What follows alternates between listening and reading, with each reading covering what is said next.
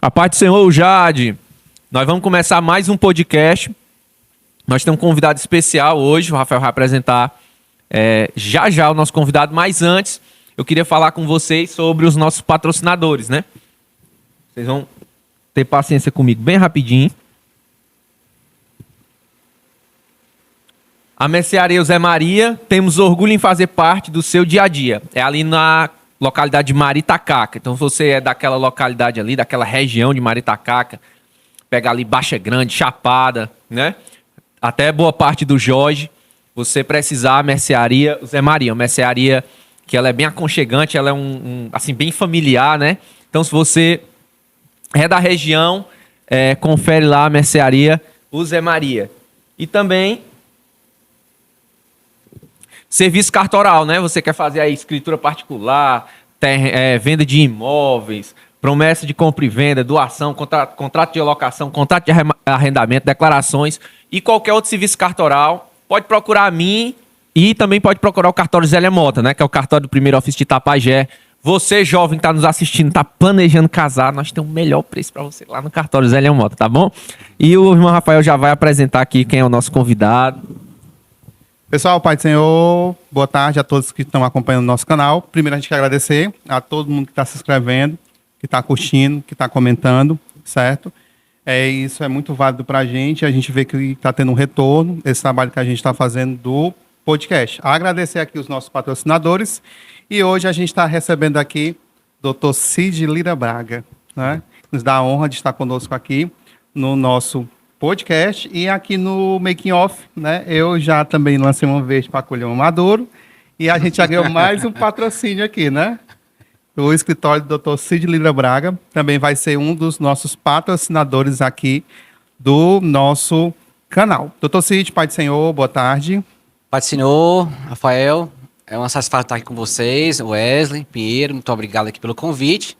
Estar aqui com vocês aqui, eu já tenho acompanhado o trabalho de vocês, parabenizo nessa iniciativa, que tem um trabalho assim, que tem desenvolvido bastante e tem alcançado um bom número de pessoas. Pelo número de pessoas inscritas nesse canal, a gente já está vendo o sucesso que está nesse canal da UJAD. Parabéns mais uma vez. Eu acompanhava, na verdade, o Wesley aqui desde quando ele fazia lá no Armador, não era, Wesley? O êxodo do podcast. Eu lembro daquela época ali, eu já lhe acompanhava daquela época. Realmente a gente vê o trabalho, com a persistência a gente consegue vencer, com certeza, né? Doutor Cid, e a gente quer agradecer primeiramente a você por ter aceito o nosso convite. E hoje aqui, o nosso intuito aqui é saber um pouco mais, né? Os jovens querem conhecer. Eu já te conheço de uma, de uma longa data, né? E a gente vai, nessa tarde aqui, com você, ver algumas experiências na sua vida como jovem, né? Para quem não sabe, né? O Cid, aqui no campo, né? Acho que foi tu e o Juvenal, né? Que foram os únicos que foram, vamos dizer, jovens que dirigiam congregações, né? Eu já vou começar por aqui. Como foi isso, Cid? Como foi essa tua experiência sendo um jovem, né? Da UJAD, né? Que fazia parte. Me lembro que tu era presidente de jovens dos Três Olhos d'Água e tu foi fazer uma peça lá no Pau Ferrado, né? Tu lembra que foi uma coreografia com as luvas? Foi. Né? Que vocês fizeram lá e marcou. E acho que com pouco tempo tu já começou a transitar, não foi nessa parte de dirigir congregação. Como foi a experiência? Tu sendo jovem e receber nessa responsabilidade, que até então não vamos dizer, não fazia parte, né? Vamos dizer, dos requisitos que se precisa. Né? Como foi essa experiência, você vivenciar isso? Quando eu comecei, na verdade, quando eu me converti, primeiro lembrar aqui, né, que eu era católico e participava ali, e tinha muito preconceito assim com o evangélico. Participava, fazia reunião de catecismo, me crismei, eucaristia, tudo eu, dentro do ritual do sacramento da igreja, praticamente eu fiz, quase todos. Mas aí depois que eu me converti, e a minha conversão foi exatamente pela televisão, quando eu comecei a assistir o R.R. Soares. Porque eu não tinha coragem de ir num templo evangélico. Para mim era eu ir num templo evangélico, eu tava assim, eu tinha orgulho, e eu ir no templo evangélico, eu tava como é que eu poderia ir, né, participar de um culto evangélico. Então eu não queria jamais. O primeiro culto evangélico que eu fui na minha vida foi em Fortaleza, porque ninguém me conhecia. Não queria que ninguém me veja dentro de uma igreja evangélica. Começou assim. Mas depois comecei a ouvir a palavra, ali com a R.R. Soares pregando, depois foi feito um culto na minha casa, o pastor Josué estava lá e o Senhor, né, tocou no nosso coração mesmo, mas de forma assim muito forte, eu fui à frente da minha decisão, e o trabalho ali muito carente, ali no Três Olhos d'Água, onde eu aceitei Jesus, e dali eu comecei era 3 congregações, que eram tudo junto, era Baixa Grande, Jardim e Três Olhos d'Água, e eu era presidente de mocidade ali das 3 congregações. E o domingo, por exemplo, era de manhã numa, à tarde noutra e à noite noutra. Então, o trabalho nosso de domingo, de sábado e domingo, praticamente, a gente não parava. Era 3 cultos no final de semana, em um dia só, para dar assistência. Depois, o pastor Mourão, que era o pastor aqui, né, da Assembleia de Deus, ele nos colocou como dirigente da congregação.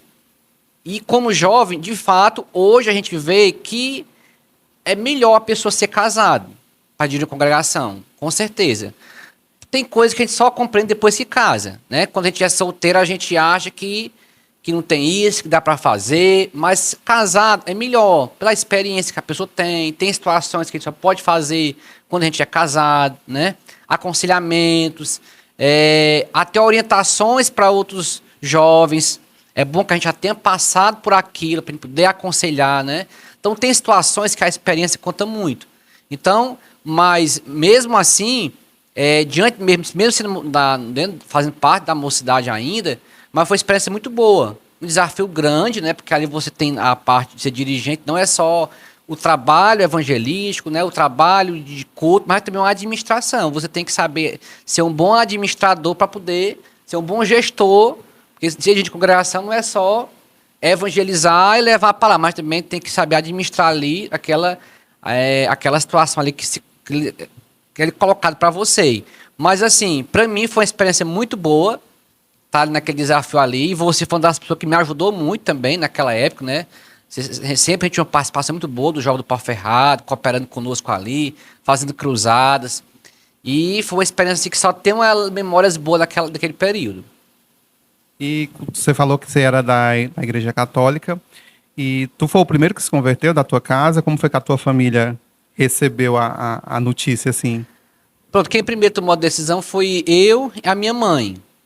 Depois que eu tomei a decisão, aí quando as pessoas saíram lá de casa, eu fiquei assim com aquele impacto. Será que eu tomei a decisão certa? Então tem gente que fica em dúvida. Eu sou uma das pessoas que fiquei em dúvida.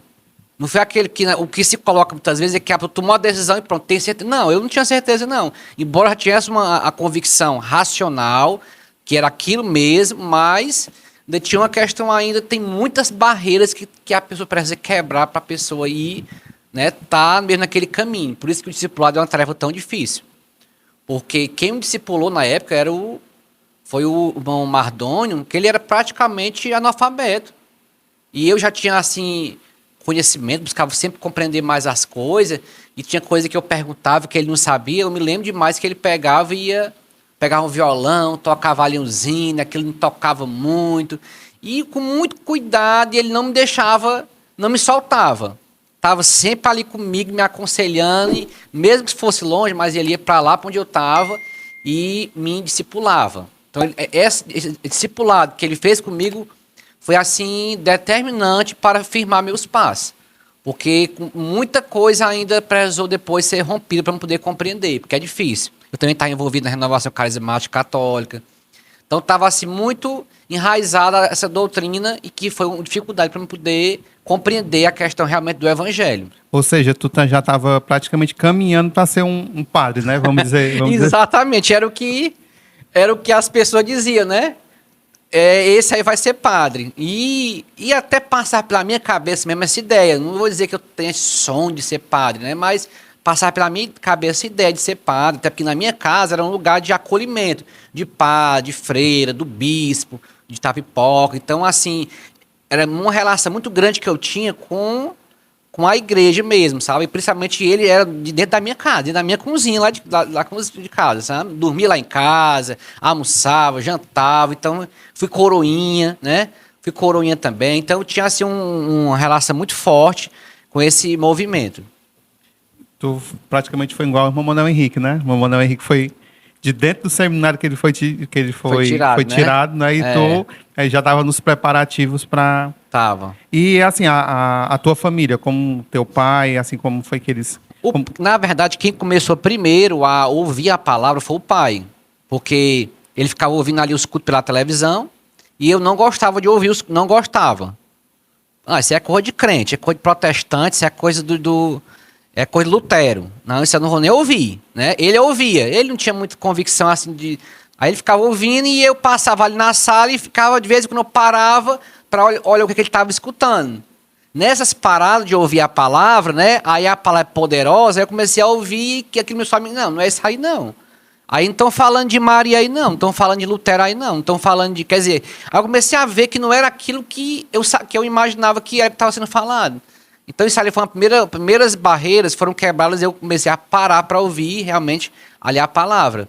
E depois de ouvir assim a palavra, aí já estava bem assim, já compreendendo melhor, né, o que era realmente ser evangélico, o que era essa fé cristã, protestante. Aí daí o pai não foi logo, então assim, dentro da minha casa mesmo não tive muita barreira, que foi eu e a mãe, aí o pai não foi logo, aí depois de algum tempo foi que o pai foi também tomar a decisão dele. Certo. Aí o irmão, no seu período da UJAD, né? Você foi jovem da UJAD, né? Foi?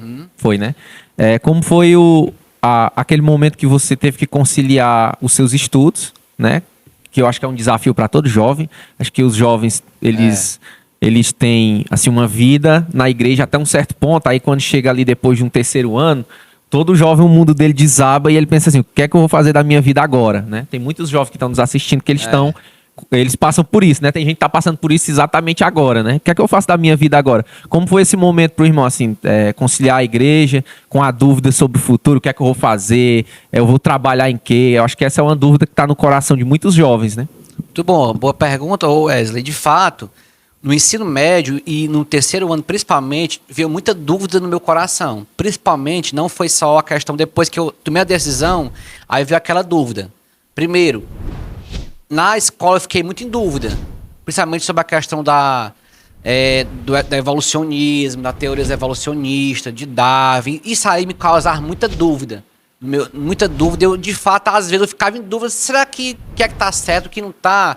E aquilo era um choque com a minha fé, né? Um novo convertido praticamente e tendo que lidar com esse conflito aí da fé e também depois do trabalho.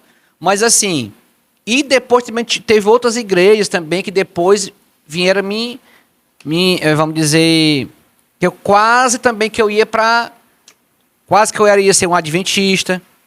Também eu tive muita influência da igreja adventista também na minha vida e tal, e outras igrejas mais. Estava muito confuso, né? Então, no meio dessa confusão que eu estava, aí só Deus mesmo para poder me dar um livramento e hoje eu estou aqui. Porque eu fiquei muito dúvida para onde é que eu ia. Mas assim, mesmo na dúvida, eu tinha medo. Então esse medo às vezes é uma defesa para a vida da gente. Então o medo fez com que também eu não fosse para outras situações que eu poderia estar e me distanciar cada vez mais. Mas assim, em relação a trabalho e a fé, que é o que ocasiona muito em jovens, eu sempre conciliei trabalho. Eu sempre trabalhei e estudei. Eu nunca fui só um estudante sem trabalho, nunca. Isso aqui eu estou falando desde a sexta série, que hoje é o 5º ano. Desde o 5º ano até o 3º ano, tudo sempre eu trabalhava e estudava. E participava das coisas da igreja. Por quê? O que eu entendia? Tudo que me dava era Deus. Então, se é Deus que me dá tudo, então se eu pegar e deixar de estar indo para a igreja, de participar da atividade da igreja, não tinha perigo de eu faltar. Então, todo final de semana era exclusivo para estar em tudo que for da igreja, eu estava dentro. Tivesse uma festa, um congresso, todo trabalho que tinha, eu estava. Mesmo trabalhando e estudando, eu estava na atividade da igreja. Porque, às vezes, o jovem diz assim, eu não vou estudar e eu estou estudando, tenho que trabalhar, eu vou deixar de ir para a atividade aqui da UJAD, vou deixar de ir para as orações, vou deixar de ir aqui para a consagração. Eu não chegava nem a pensar essa possibilidade. Eu sempre ia participar. Por quê? Porque na igreja, junto com os outros jovens, que a gente encontra força para vencer os obstáculos. Que a gente é a pessoa ser um bom estudante, um bom profissional e ser um incrédulo, um ateu, um desviado, o que adianta?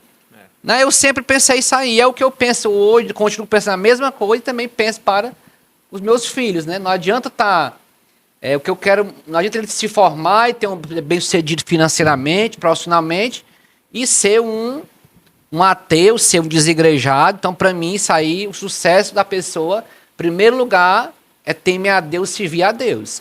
Quando você era jovem, você se imaginava, assim, advogado? Porque, assim, a gente tem jovem que sonha em ser um médico, sonha em ser um advogado, mas em outros casos a vida leva a gente para alguns lugares que a gente não sonhou lá no início de ir, né? Mas se provou ser melhor do que o nosso sonho, né? No teu caso, tu tinha o desejo de ser, a vida te levou a ser... Não, eu nunca... Na verdade, quando eu era jovem no ensino médio, vamos dizer assim, eu não sonhei em ser advogado, eu nem sabia direito o que era ser advogado, não tinha esse projeto aí de vida, não. Na verdade, como você falou aqui, foram situações que aconteceram, eu era professor, né, inclusive fiz faculdade de licenciatura em biologia, ensinava, ensino médio, ensino fundamental, educação infantil, minha área da educação. E depois disso, houve algumas situações que trouxeram, vamos dizer assim, decepções, frustrações, que, em meu caso, me empurraram para outro lugar. Então, eu fui para esse lugar e, de fato, foi uma porta que se fechou. Uma porta se fechou para mim, numa área, determinado lugar, se fechou uma porta. Aí, naquele momento que se fecha a porta, a gente fica triste, né? Assim, desanimado. Acontece com todo mundo quando você é frustrado numa coisa. Daquela frustração, eu me levantei a cabeça e fui buscar outra coisa para mim. Então, dizer que eu fui ser advogado que eu sempre sonhava, não, sabe, nunca nem sonhei, não. De fato, já foi depois, Tanto é que a minha formação mesmo, depois que eu terminei a faculdade de biologia, demorou ainda eu acho que foi o quê? Com mais de 25 anos que eu fui para isso aí. Inclusive, fica o conselho para os jovens, né? Às vezes o jovem fechou uma porta e o jovem não tem a cabeça ainda pouco construída, né? Ele, mas pronto, acabou meu mundo, né? Acabou minha vida, o que eu projetei não aconteceu. E às vezes o que a gente não projeta, né? Mais na frente se prova o melhor, né? Pra gente. Então, a gente vê, Cid, que, como tu falou, né? Foram, vamos dizer, situações, né? Que te levaram para a advocacia. Mas de início mesmo, como tu falou, a tua área da educação, mas tu, quando jovem, que tu ainda não... Tu pensava em ser o quê? Tipo assim... O meu objetivo, de fato, era estar ali ser professor. Era ensinar mesmo. O que eu visualizava era estar ensinando. Era estar mesmo sendo um professor e me dedicar na área do ensino. Era o que eu projetava para a minha vida. Mas aí depois que eu saí, aí eu peguei e fui ser do Conselho Tutelar. Né? Aí depois que eu fui para o Conselho Tutelar, foi que eu peguei e lá no Conselho Tutelar eu tive muito contato com o promotor, com o juiz, aí eu fui vendo aquele mundo jurídico.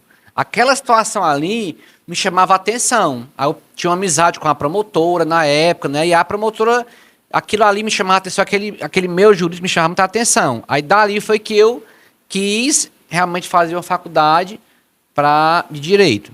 O irmão hoje é do CISPUM, é isso? Isso. Pronto. Como foi que a vida te levou até o CISPUM? Como é a experiência de trabalhar com isso? Eu imagino que tenha muita cobrança, né? Até se explica o que é, né? Porque às vezes a pessoa ouve o CISPUM, né? Ouve tanto falar, mas às vezes não sabe o significado. Eu perguntei sem saber. Eu estava no Conselho Tutelar, aí alguns servidores, alguns funcionários da prefeitura, eles me convidaram para mim fazer uma chapa para poder participar das coisas do sindicato, que é um sindicato que é uma associação, que representa os servidores e pleiteia direitos, melhorias para os servidores efetivos que trabalham na prefeitura, né, de saúde, educação, assistência, né, todos os servidores. E eu, na verdade, para mim foi um desafio muito novo. Eu no primeiro momento que fui me convidado para me fazer parte daquela chapa, aí a ideia era, você vai fazer parte da chapa e ainda você vai ser o candidato a presidente.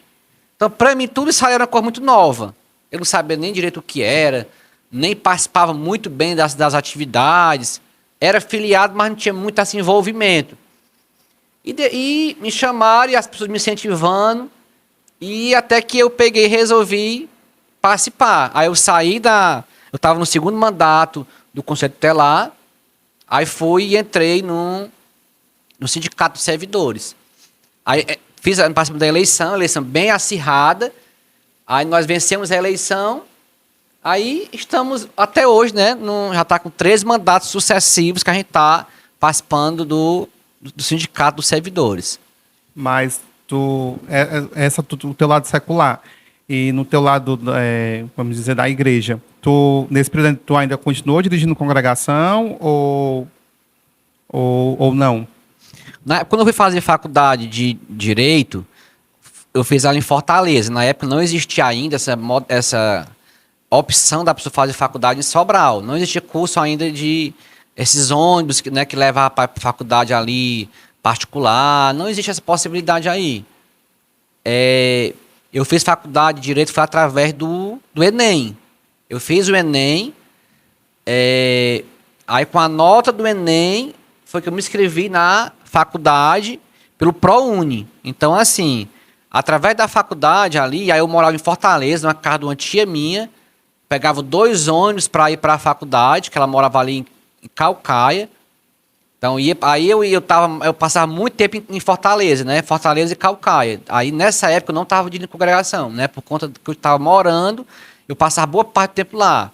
Eu vinha para cá, para Itapajé, tinha períodos, né, que eu ficava aqui e lá, porque eu trabalhava e estudava, aí eu ficava conciliando o emprego com o trabalho. Às vezes eu ia daqui 3 horas da manhã para ir para aula, chegava morto, cansado, às vezes acordava, era na hora da chamada, né? Então, quer dizer, era realmente aquela vida de estudante, vida de universitário. Quem acha, né? Todo mundo sabe que o universitário é isso aí mesmo. É sofrimento, é liseira, né? Você não tem um dinheiro para comprar um lanche, às vezes nem almoça porque não tem dinheiro, aí o lanche tem que se vir de lanche de almoço. Isso aí todo, eu acho que quase quem não tem um pai rico, uma mãe rica para poder custear a sua despesa, passa por isso. Foi isso que eu passei. Então eu passei por isso. Não tinha um carro para ir para a faculdade, eu tinha uma moto, né? Eu ia de moto, às vezes eu ia de moto, mas para andar em Fortaleza de moto é muito complicado, então eu achava melhor ir mesmo de lotação, ia de ônibus, ia pegava aqueles coletes de Fortaleza, na época não tinha ar-condicionado, era pendurado aqui, né, segurando para poder dar certo. Morava com alguém lá? Morava sozinho? Morava com a minha tia. Eu digo morava com ela porque eu dormia lá, mas na verdade eu chegava lá 11 horas da noite e saía 6 horas da manhã, 5 horas. Então só dormia lá, né? Na verdade era Qual assim. foi a sensação do terminei a faculdade? Aquela sexta-feira que tu sabe que tu não precisa ir na segunda. O Wesley, tinha hora que, quando a gente tá assim na faculdade, tem hora que a gente, meu Deus, será que eu vou aguentar um negócio desse, né? Tem hora que eu pensava isso aí, que eu não ia aguentar, porque era um sofrimento tão grande, né? De estar deslocando, despesa muito alta, além dos trabalhos, então questão financeira. Então, tem hora que a gente pensa que não vai aguentar. E, sem dúvida, quando eu vi aí também, até a situação mesmo assim, que eu me lembro que tinha colegas meus que iam para a faculdade, ia no seu carro. É mais confortável, né? Você ir de carro, você ir e tal. E eu não tinha um carro para mim ir, né? Eu não tinha um carro, eu ia de ônibus, cansativo. Então, tudo isso aí eu ficava pensando, Senhor, um dia eu ainda quero comprar um carro para poder também ser como meus colegas, de pelo menos ir para a faculdade num carro.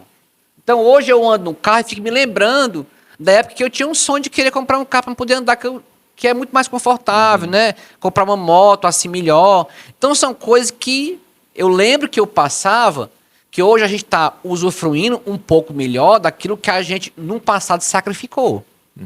Fica inclusive um conselho para os jovens, né? Porque às vezes o jovem acredita, né, que quando começa a luta, ele já diz logo, não, eu não vou conseguir. O pastor Raimundo Lira dizia muito isso. Ele disse que a gente não precisa aprender errando, a gente pode aprender com o erro dos outros. Da mesma forma, a gente pode aprender também com o acerto dos outros, né? A gente vê que, geralmente, alguém que conseguiu aquilo que queria é alguém que persistiu, né? Que a caminhada até lá, ela não foi fácil, né? Como foi chegar até... Hoje o irmão é coordenador de missão, não é isso? Do Campo de Itapajé. Como foi o convite? Você pensou em não aceitar? Sempre, ou já tinha o desejo de aceitar? Como é que tá o trabalho hoje? Como foi o trabalho no começo? Pronto, quando eu trabalhava depois, né, eu vim, terminou a faculdade, eu estava me congregando aqui na sede, que era uma dificuldade que eu tinha, em congregação, a gente que é jovem de congregação, às vezes a gente tem dificuldade de querer estar na sede. E é bom também ressaltar isso aqui para incentivar até outros jovens, né, que estão nos assistindo. Derrubar essas barreiras. Essas barreiras, né? Barreiras de né? congregação. Eu dizia assim, não, eu nunca quero me congregar na sede, porque os cultos são frios, os irmãos não são unidos, é muito mundanismo, então eu não quero estar me congregando na sede. Eu pensava isso, porque a minha vida quase toda foi estar em congregação. Depois que eu comecei a participar na sede, aí a minha visão da gente muda. Não é que a gente se acostumou com a situação, não é se acostumar com a situação, não. É porque, de fato, não é o que a gente está pensando, é só um preconceito que a pessoa tem, mas foi uma experiência muito boa. Você tá na sede, ali a gente tem uma visão assim, mais ampla dos trabalhos de todo o campo, quando você está se congregando na sede, né? E ali... Porque, tipo assim, na congregação, é tipo como se o teu mundo se reduzisse ali aos trabalhos locais, né? E aqui na sede, não, tu tem uma visão ampla de tudo que está acontecendo, vamos dizer, no campo todo, né? Exatamente. E aí, na época, o pastor Márcio Reinaldo, ele era o presidente era o coordenador da missão. E eu acompanhava muito assim, e aquilo sempre me chamou a atenção, eu sempre gostei, não é uma coisa que eu me encontro nesse trabalho, é a coisa assim que eu acho melhor fazer é estar trabalhando dentro dessa área. Por quê? Porque é uma experiência assim que você tem, não está em um local só, você tem várias frentes ali, e essa mobilidade, essa diversificação, isso aí me atrai muito. Você não está somente num ponto ali, dirigindo uma congregação, mas você tem a possibilidade de estar em vários lugares e também ver o trabalho que está sendo envolvido de missão em vários lugares, tanto no local como os campos que tem aqui que foram patrocinados, né, pela igreja de Itapajé. A gente vê ali aquele trabalho crescendo, desenvolvendo, vidas aceitando, aqueles missionários que são colocados ali quando a gente chega lá, não tem nenhuma casa para morar, não tem nenhum salão para se reunir, e você passa ali 1 ano depois, 2 anos depois, 3 anos depois, tem uma igreja estabelecida, tem uma igreja plantada, tem irmãos, tem congregação já formada, são autossustentável. Então isso ali é lindo a gente ver um trabalho desse aí, e tem vários que já aconteceram isso. Então, para mim, não tem experiência melhor do que eu com meus olhos, eu vi aquele começo do trabalho, e agora já vejo o campo que já tem pastores que estão totalmente independentes. Então isso ali, para mim, não tem realização melhor do que ver esse trabalho desenvolvendo dessa maneira.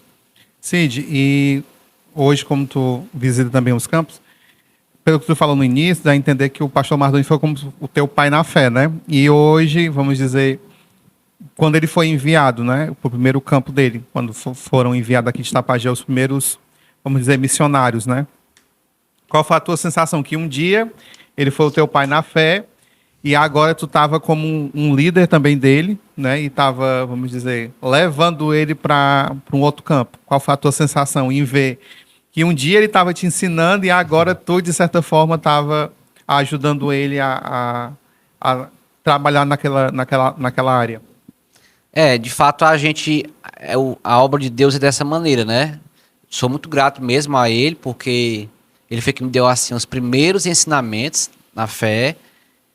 E a obra de Deus é assim, né? Hoje a gente está num determinado lugar, depois Deus coloca a gente em outras situações que maiores do que aquilo que a gente sonha. Eu me lembro que quando eu ainda não tinha me convertido, na época era o irmão Maxwell, ele dizia para mim o seguinte: olha, você vai aceitar Jesus e você vai ser o dirigente de lá. Aí eu lá imaginava um dia ser dirigente. Olha, se eu não sei nem o que é nem ser crente, mas chegar a ser dirigente, não estou entendendo nada. Tu tá falando para mim, eu não estou entendendo nada, isso nunca vai nem acontecer. Quer dizer, tem coisa na vida da gente que a gente pensa que nunca vai se realizar. Mas Deus, ele dá para nós muito mais daquilo que a gente sonha. E eu tenho várias experiências que Deus deu para mim isso aí. Como também eu era jovem, me casei já com mais de 30 anos, e eu ficava pensando nisso aí. Deus, tá todo mundo se casando aqui na igreja e só eu que não se caso, será que eu não vou me casar mesmo, não? Quer dizer... Eu acho que tem muito jovem interessado nisso aí. Pois é, eu tô falando isso. Fala sobre o teu casamento. Eu tô falando isso porque eu sei que alguém pensa isso, porque eu também pensava isso. Eu ficava ali sentado ali, quietinho ali e vendo o pastor falando, né? O pastor Zé acha bom, né? Fala desse assunto, casamento e tal. E eu não gostava nem de ouvir esse assunto, porque aquilo era como se fosse assim um calcanhar de Aquiles, era um ponto fraco. Eu era muito bom, bem sucedido nos meus estudos, né? Bem sucedido profissionalmente, tudo aquilo assim, materialmente, o que eu estava sonhando estava acontecendo, estava muito bom, eu não tinha nada para reclamar, estava um exponencial crescimento, mas tinha esse ponto aí na minha vida que não estava em crescimento, e eu sentia falta. Você está aqui na igreja, alegre com os irmãos, nas vigílias, nos cultos, num congresso aqui avivado, né? Aí de repente começa os amigos tudo casando, pingando né? fogo, né? A maior alegria do mundo. Aí eu vou pra casa. Cadê meus amigos, né? Na hora de cá, a gente tá sozinho. A gente fica sozinho em casa, né? Quando tá com os amigos ali morrendo de achar graça, né? Na diversão, na pizzaria, tal, na igreja. É bom demais. Num retiro. Mas depois, em casa, como é? Então isso ali pra mim era uma coisa que era um conflito interno que eu passava. Esse conflito, meu Deus, eu não tenho a pessoa certa, eu também não quero casar com qualquer pessoa. Então tudo isso ali eu enfrentava, né? Que a gente fica com medo de ver gente que se casou, teve problema, tal, isso, né? A pessoa, a gente começava... Eu tava naquela fase que eu tava olhando.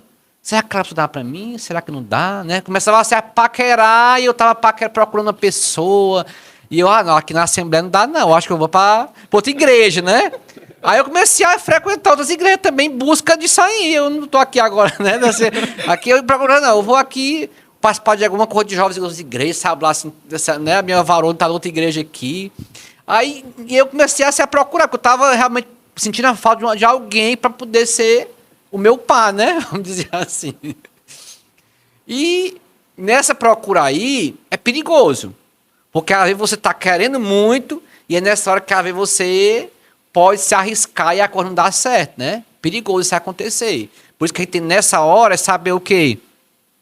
Que Deus, eu tinha, no caso, 30 anos, e Deus, ele me colocou numa... Eu pedi a Senhor, coloca uma pessoa na minha vida que dê certo, que, né, tal. E ali Deus foi, de fato, foi assim uma coisa mesmo assim, uma realização assim mesmo assim que eu vejo que aconteceu na minha vida, isso. Não foi fácil, né? Não foi fácil. Então, assim, se tem algum jovem que está tendo dificuldade, eu compreendo muito bem. Não é fácil você escolher uma pessoa para você casar, é difícil. E depois que você escolhe a pessoa também, o casamento não é uma tarefa também assim fácil, dizer que é fácil, você tá... eu casei com a minha cara metade. Eu não acredito nisso. Casei com cara metade. Né? É uma coisa muito assim, eu não acredito no negócio de cara metade, eu acredito que a pessoa casa com alguém e você vai começar a se adaptar com aquela pessoa e a pessoa também com você. Você começa a ceder situações, o que o Rafael aqui também, né, tem essa experiência, né, Rafael? A gente começa a ceder algumas situações, vai se amoldando e quando a gente pensa que aprendeu, parece que tá começando do zero. Do zero, né? A irmã estava agora há pouco aqui, né, no Tá começando podcast. do zero.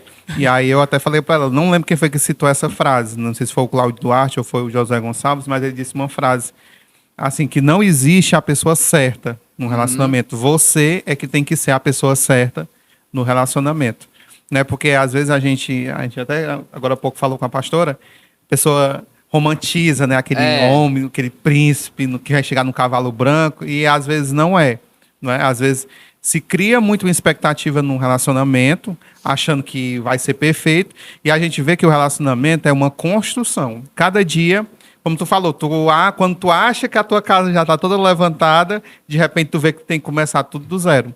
Né? Então, são construções que a gente vai fazendo no relacionamento. Aí como tu falou que tu já foi casou com 30 anos, né? E isso também, tem muitos jovens, né, que às vezes passa daquela, vamos dizer, daquela idade, né, que geralmente a gente está num ciclo de amigos ali, daqui a pouco você vê um casando, né, daquele seu ciclo, você vê outro casando, e isso vai gerando, como tu falou agora há pouco, vai gerando isso, né, será será se não vai ter a pessoa certa, né? Será se não vai... E como foi que tu conheceu esqueci o nome da tua esposa. Assim, Nayeli. A Nayeli, né? Como foi que você conheceu ela, né? Para quem não sabe, a filha do pastor Neutel, que depois também tu levou pro campo, né? Foi o seguinte, quando... Isso é que é bom reforçar essa ideia, é porque a pessoa não ficar... Vem a frustração, vem, né? Principalmente quando você vê todos os seus amigos casando. Aí você começa a ficar sem amigo. Porque os seus amigos que tinham agora tem que estar com as suas esposas, com o seu marido e tal. E você agora tem que estar convivendo com pessoas mais jovens do que você. Né? O seu ciclo de amizade agora já muda, né? Um pouco. Então isso aí, você tem um pouco desse conflito aí.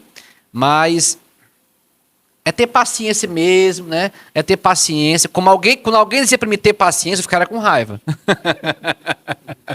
Negócio de ter paciência, lá vai acontecer comigo, não, só com os outros. Eu tô falando isso porque alguém falava comigo que eu não acreditava, nem gostava dessa conversa. Mas aconteceu comigo. Eu também estava nessa situação aí e deu certo. Claro, a gente não pode sair do caminho. Porque às vezes a pessoa sai da igreja, né? Que na igreja não tem nem o que dê certo, não. Eu vou atrás do ímpio. Quantos jovens fizeram isso aí? Muitos. Muitos jovens acharam que não tinha um relacionamento bom na igreja e foram atrás de se casar com uma pessoa que é do mundo. Muita gente aconteceu isso. E se desviou, está, né, tá frustrado, tá pior ainda a situação. Então, você está numa situação, permaneça firme. Deus, ele é um Deus que que cumpre as promessas dele em todas as áreas. Não é só em uma área, não. Em tudo ele cumpre. Então, assim, permaneça firme. Se você não ficar firme, você vai perder a sua bênção. Com certeza você perde. Então, permaneça firme, peça a Deus... Se aconteceu alguma coisa, né? Mas eu falei nisso, eu falei naquilo, né? Eu não esperei, né? Não esperei, cometi uma coisa errada, e agora eu estou fora da bênção. Não, eu não acredito que está fora da bênção, não. Peça perdão a Deus de alguma coisa que você tenha cometido que não era do agrado do Senhor. Peça perdão a Deus, volte para o caminho do Senhor e continue esperando a promessa. Se você caiu, se levante e continue seguindo a Deus, né? Ninguém está, né, 100% ali certinho, feito tudo certinho, só por isso Deus vai abençoar. Não é isso não. Cometeu falhas, né, falhou em alguma coisa, peça perdão a Deus, busque servir a Deus, volte para o caminho, se ajeite, que Deus vai lhe abençoar. Eu acredito que Deus, ele faz assim. Agora, para me conhecer a Nayeli,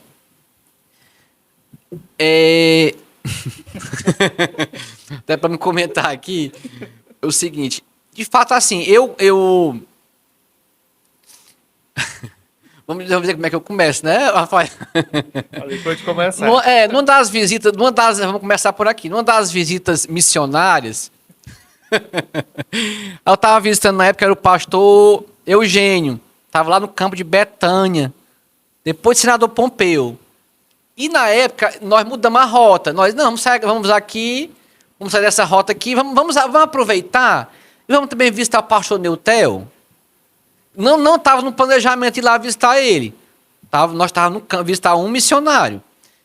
E a gente foi visitar ele, aí na volta, nós mudamos a rota em mais de 100 quilômetros.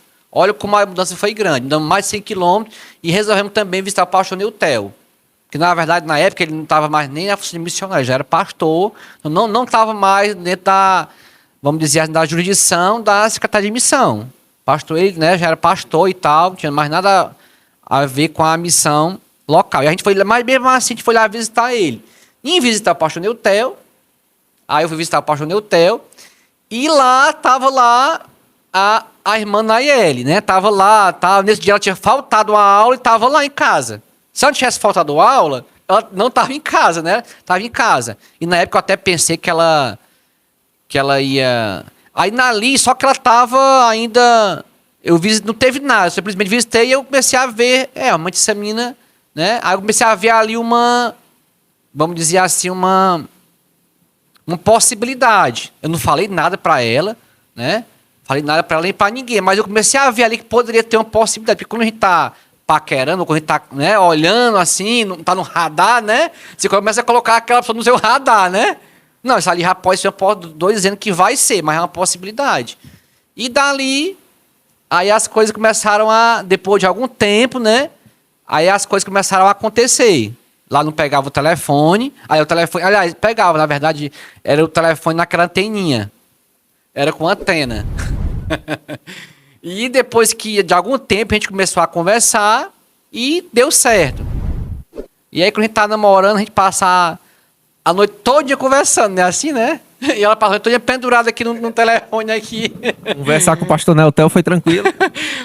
Com o pastor Neutel, Wesley, eu pensava, por já ser amigo do pastor Neutel, eu conheci ele muito, né? Tava tendo amizade de muito tempo, vai ser tranquilo. A minha esperança era essa, sabe? Ser tranquilo. Só que não, foi. Só que não, né? Só que não, na hora, agora não. Nós somos amigos, agora com a minha filha o negócio é diferente. Aí ele fez já não foi mais tanto. já não foi assim, já foi um negócio mais sério mesmo, sabe? Aí a amizade era uma coisa. E namorar com a minha filha é diferente. Então já foi assim, mais durão pra cima de mim, sabe? Mas foi bom, né? Pra saber que a filha dele não era tão fácil também, né? Isso aí foi bom, com certeza. Então, você conversar com o pai da sua namorada é uma coisa, é uma tarefa que não é fácil, né? Rapaz, nessa hora eu tenho que ser homem, né? Eu não posso ser menino e nem posso ser adolescente. Eu tenho que ser homem pra poder conversar com o pai da namorada. E como foi? Se tu, tipo assim, depois que vocês começaram a conversar, quando foi para chegar no. Acho que é o grande temor, né, do jovem, né? Hoje chegar no pai. E eu acho que para jovem também, né? Pedir em casamento ainda é mais sério do que o namoro, né? Mas o namoro também é muito difícil, porque, na verdade, eu gelei. Eu confesso, por mais que eu já tenha várias experiências com outras, vamos dizer, muita coragem no sindicato, muita coragem no CTLA, muita coragem no direito, mas no namoro, parece que aquela coragem não vem, não. É mais difícil enfrentar o Neltel que um juiz. Com certeza. Foi mais difícil. É mais difícil, porque, na verdade, ali é uma situação muito... tenso. É tenso, né? Dá um frio na barriga, você não sabe nem como é que você começa a ler a história, né? Você fica ali sem saber como é que você começa ali a abordar o assunto de pedir em namoro. Não é fácil mesmo, não. A gente compreende porque, de fato, é uma tarefa difícil. É difícil, Você fica, marca um dia, marca outro. Não, hoje não. Depois eu vou, né? E esse depois nunca vai chegar. E depois, às vezes, não chega, né? Depois vai, porque você não quer enfrentar o pai, né? Não quer enfrentar o pai da namorada, você não quer enfrentar. Mas, assim, você tem que enfrentar.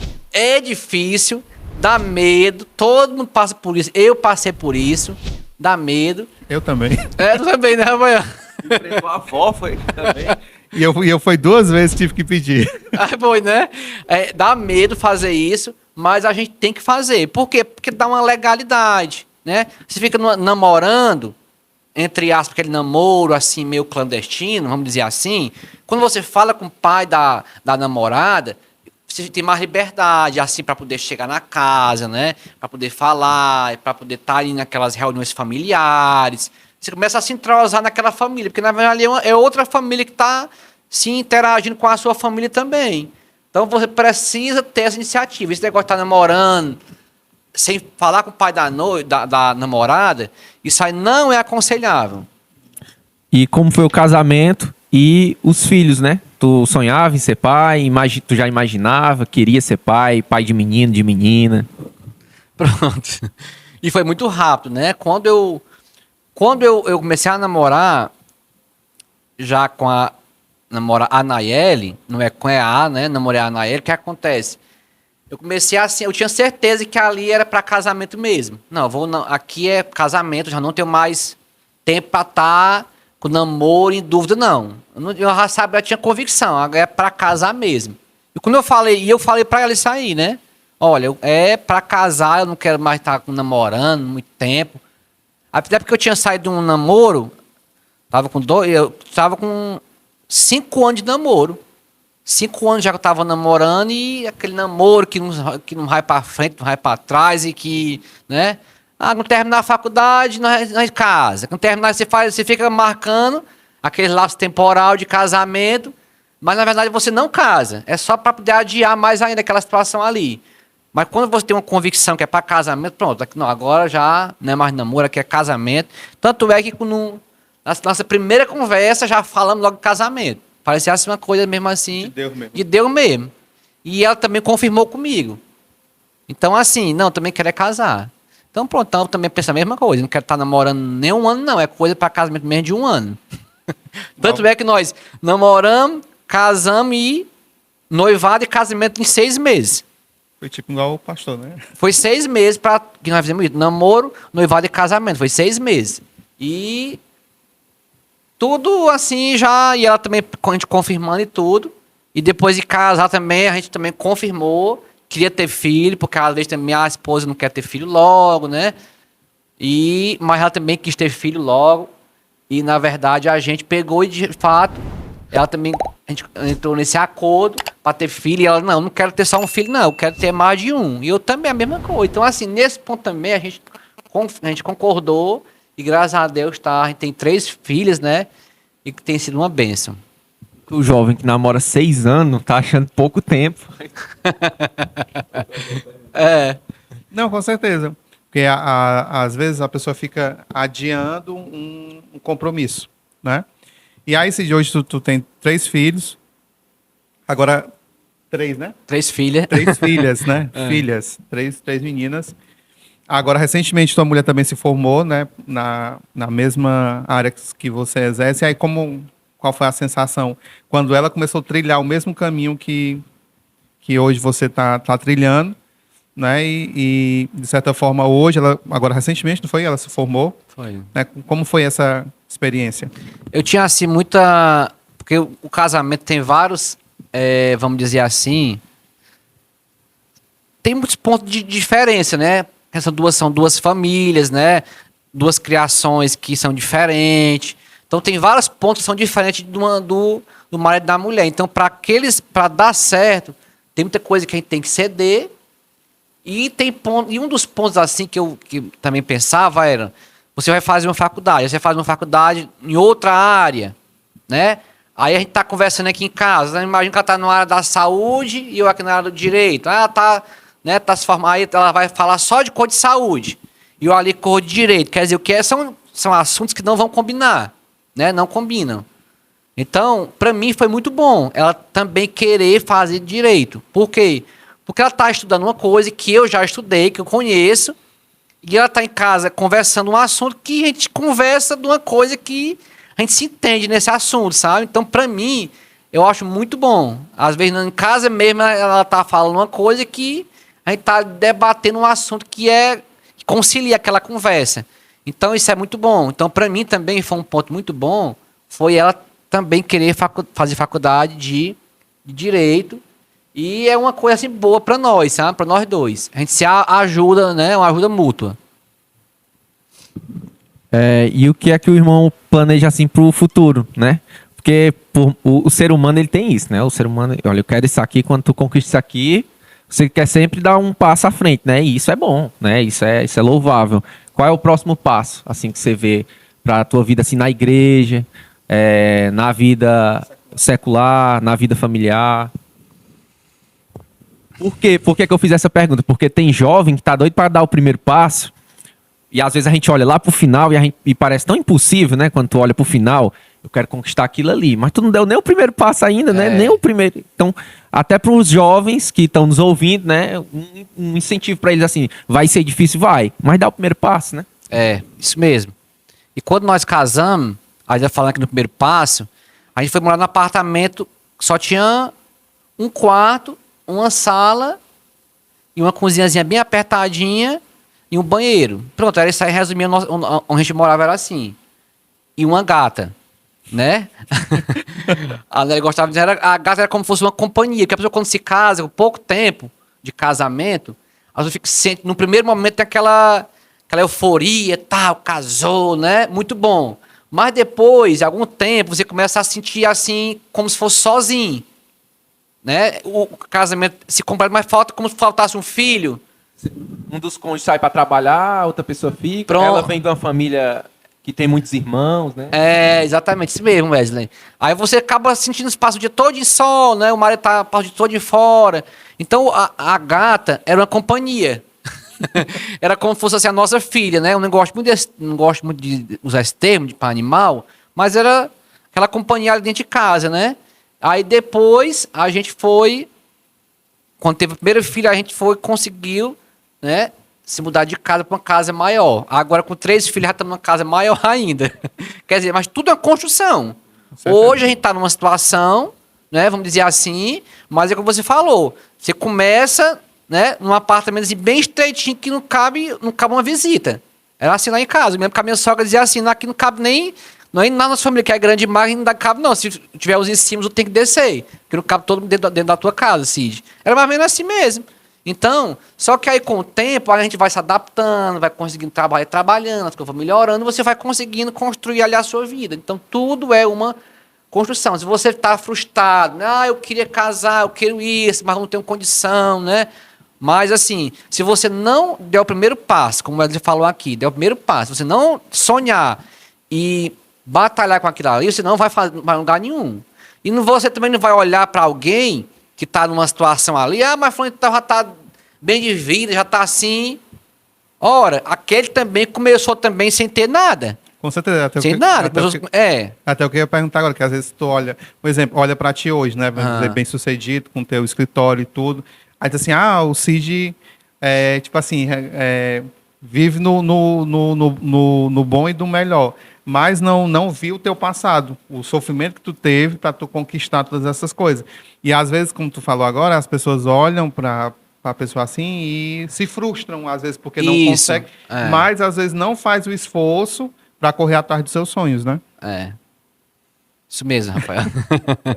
Pois, Cid, a produção aqui está dizendo que o nosso tempo já está quase estourado, mas a gente quer que você deixe. A gente fez essa breve entrevista contigo. A gente poderia abordar outros temas. É a primeira vez de várias, né?